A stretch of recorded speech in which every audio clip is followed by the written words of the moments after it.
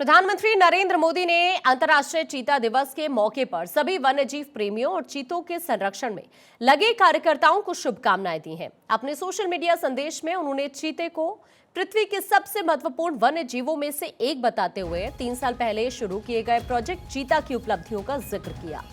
प्रधानमंत्री नरेंद्र मोदी ने कई बातों का जिक्र किया इस पोस्ट के जरिए। चीता संरक्षण में हमारी प्रगति हमारे लोगों, खासकर हमारे समर्पित चीता मित्रों के सामूहिक सहयोग से ही संभव हो पाई है। वन्य जीवों की रक्षा करना और प्रकृति के तालमेल बैठाकर प्रकृति के साथ रहना भारत की सभ्यता का अहम हिस्सा है। प्रधानमंत्री नरेंद्र मोदी ने जो पोस्ट के जरिए लिखा है वो इस वक्त हम आपको स्क्रीन पर दिखा रहे हैं।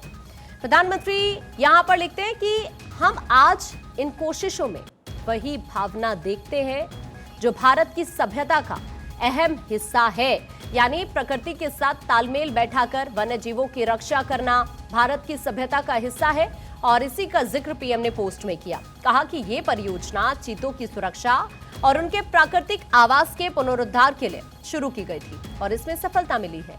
उन्होंने ये भी बताया कि ये पहल हमारी खोई हुई पारिस्थितिक धरोहर को पुनर्जीवित करने और जैव विविधता को सशक्त बनाने की दिशा में एक बहुत महत्वपूर्ण कदम है।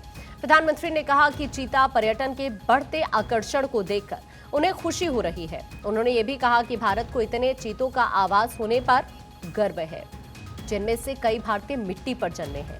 उन्होंने विश्व भर के वन्यजीव प्रेमियों को भारत आने और चीतों को उनके प्राकृतिक वैभव में देखने के लिए आमंत्रित किया। प्रधानमंत्री ने चीता संरक्षण में आम जनता के योगदान की भी सराहना की और कहा कि ये सफलता विशेष रूप से समर्पित चीता समर्थकों और जनता के संयुक्त प्रयासों के कारण संभव हुई है। देखिए, अब चीता टूरिज्म की अगर हम बात करते हैं तो पिछले कुछ सालों में आप देखिए एक बड़ा परिवर्तन आया है। कुनो नेशनल पार्क और गांधी सागर सेंचुरी में फल फूल रहे हैं चीते। 3 साल पहले मध्य प्रदेश के कुनो नेशनल पार्क में कुल 20 चीते लाए गए। सितंबर 2022 में नामीबिया से 8 चीते लाए गए। फरवरी 2023 में दक्षिण अफ्रीका से 12 चीते लाए गए। 2025 तक देश में कुल चीतों की संख्या 32 तक पहुंच गई। 29 कुनो राष्ट्रीय उद्यान में और 3 गांधी सागर अभ्यारण्य में है। इन 32 चीतों में से 21 का जन्म भारत में ही हुआ है, जो चीता पुनर्वास परियोजना के लिए एक बहुत बड़ी सफलता है। प्रधानमंत्री मोदी ने क्लियर किया कि वन्य जीवों की सुरक्षा और प्रकृति के साथ संतुलन बनाए रखना भारत की सभ्यता और सांस्कृतिक मूल्य का हिस्सा है और आज भी इन प्रयासों में यही प्रतिबद्धता दिखाई देती है। भारत का महत्वाकांक्षी चीता पुनर्वास कार्यक्रम अब एक उत्साहजनक चरण में पहुंच गया है। लगातार बढ़ती संख्या, विस्तृत होते आवास और अंतर्राष्ट्रीय सहयोग ने इसे और मजबूत बना दिया है। सितंबर 2022 में नामीबिया से आए 8 और फरवरी 2023 में दक्षिण अफ्रीका से आए 12 चीतों को मध्य प्रदेश के कुनो राष्ट्रीय उद्यान में छोड़ा गया था।